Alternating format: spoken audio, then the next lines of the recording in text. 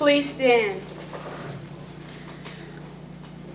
I pledge allegiance to the flag of the United States of America and to the republic for which it stands, one nation, under God, indivisible, with liberty and justice for all. Please be seated.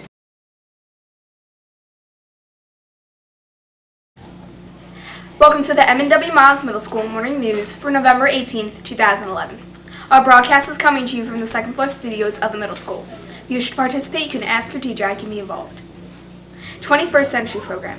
The 21st Century Program is Monday through Friday, 2:30 to 5, and it's to see Mr. Zider or Mr. Camarado if you have any questions about participating in the program. Library news.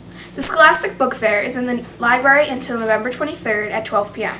Be sure to come and get your copy of the new Diary of a Wimpy Kid, Cabin Fever. Students may come Monday, Tuesday, and Wednesday during the beginning of lunch from their English class with the pass or after school on Monday and Tuesday. Don't miss out. Student Council. A shout out from Student Council. Mrs. O'Rourke and Mrs. Pepe would like to extend their thanks and appreciation to all student council members who have helped our school with Red Ribbon Week, Spirit Week, ornaments for our giving tree, decoration for the fall dance, and Thanksgiving food drive. For that, we thank you. You all have displayed the pillars of character. National Spelling Bee. 7th and 8th grade students have completed their first round of the Scripps National Spelling Bee contest. Those students who scored well in the first round will be invited to participate in oral spelling bee after school to determine the winner for the grade 7 and winner for grade 8. Look for announcements after Thanksgiving when that will take place. Our character quote of the week is by Frank A. Clark. Real generosity is doing something nice for someone who will never find out. Today is a great day. Have a really great day.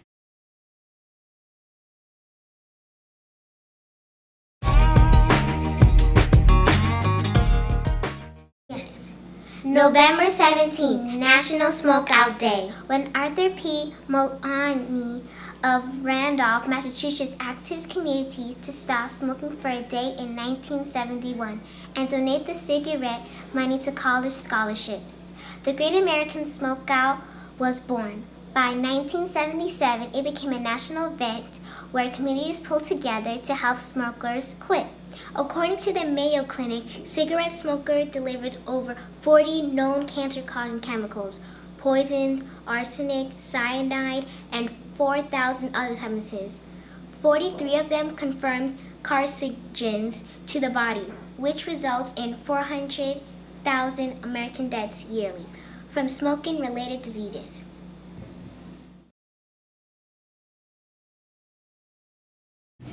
Good morning, my name is Kaylana and welcome to this week's Vocabulary Corner. This week's word is debase. It is a verb. It is defined as to lower in quality, value, or character. The student debased himself by lying to his family and friends.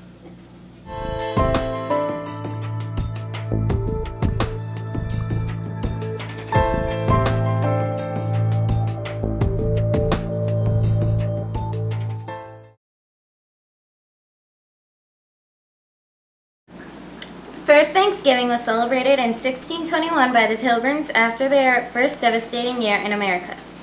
Governor William Bradford proclaimed a day of Thanksgiving where a feast was shared by all the colonists and the neighboring Native American Indians. Celebrated annually after the harvest, President Abraham Lincoln appointed it a National Day of Thanksgiving in 1863, designating the fourth Thursday in November as the holiday.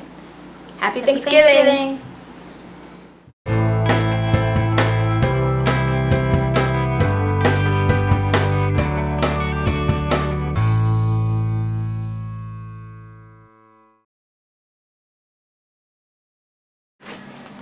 Hi, Miss Bosh. Hi, Christian. What's up, honey? Can I wash my hands? Go right ahead.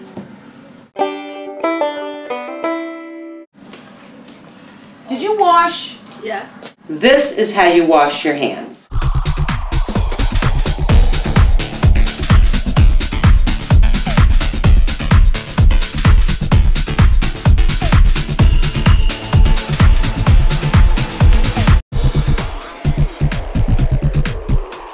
Now my hands are clean.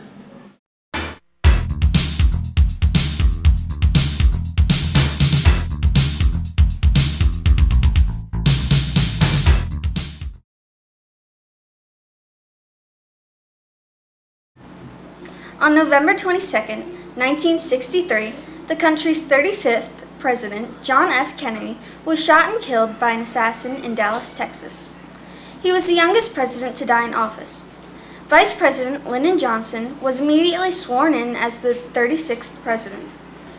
Grieving Americans watched events unfold on their televisions, including the murder of the accused assassin Lee Harvey Oswald on November 24th. Since Oswald had not confessed to the crime, his death just 2 days after the assassination robbed history of the full story of JFK's death. The Warren Commission report on the assassination concluded that Oswald had acted alone, but without a trial and without Oswald, the exact facts remain a mystery.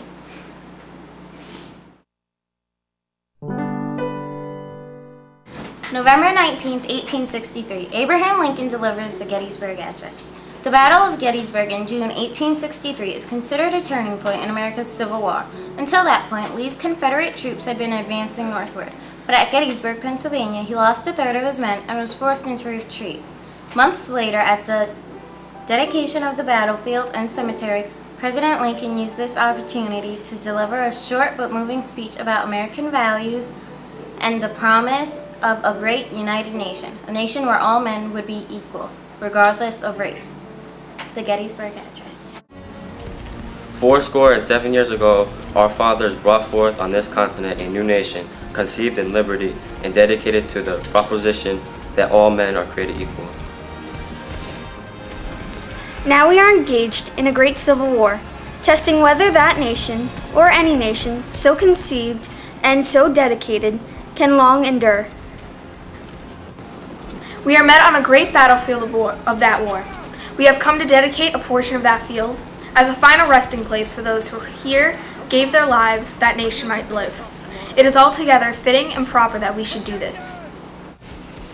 But in a larger sense, we cannot dedicate, we cannot consecrate, we cannot hallow this ground. The brave men, living and dead, who struggled here have consecrated it, far above our poor power to add or detract.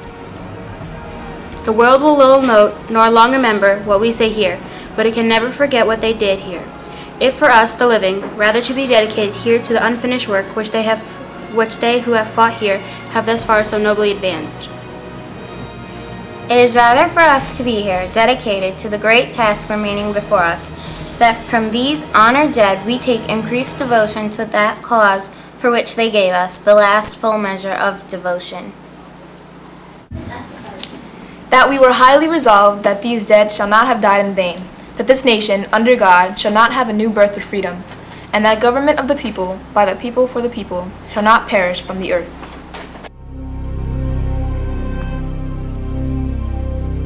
Sir, I have the figures. The figures can pass, sir.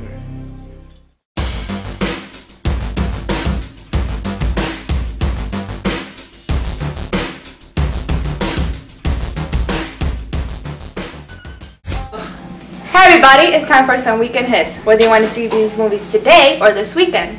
This weekend, The Muppets comes out. It takes back on the legendary characters that come back together to reunite the whole clan again. Next movie to most definitely see is Breaking Down Part 1. Yes, Twilight fans, is finally here. The first part of Breaking Down comes out today. It takes place on Bella and Edward's marriage, but with a turn of events. Well, that's it for today, guys. Tune in for next week to see some more weekend hits. Bye!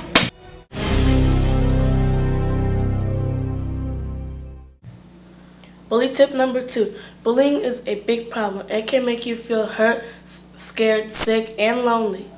This week's tip for stopping a bully is stand tall and be brave. When you're scared of another person, you're probably not feeling your bravest. But sometimes just acting is enough to stop a bully. How does a brave person look and act? Stand tall and you'll send the message. Don't mess with me. It's easier to feel brave when you're feeling good about yourself.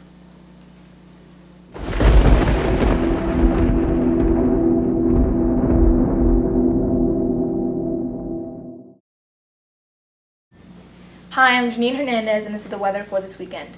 We can look forward to a sunny one, but it's also brisk. Friday, sunny but chilly, high of 44.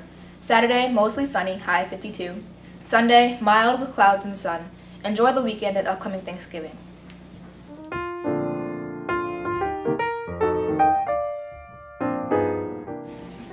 Hi, my name is Kaylana Linton. This is the birthday shout-out for this week and next week. If you wish to have a birthday shout-out in the announcements, you have to fill out the form and return it to Mr. Weber by Thursday morning.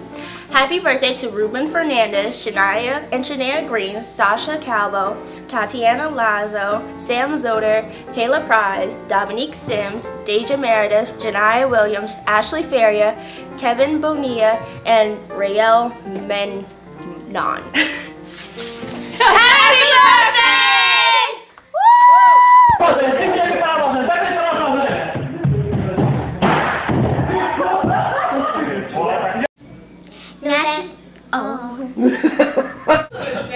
Spanish dictionary.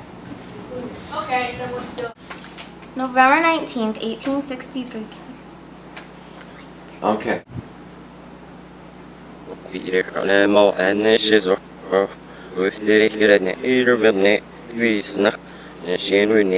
En het nacht zijn dat zo fout, je laat voor ogen zijn je best heel zo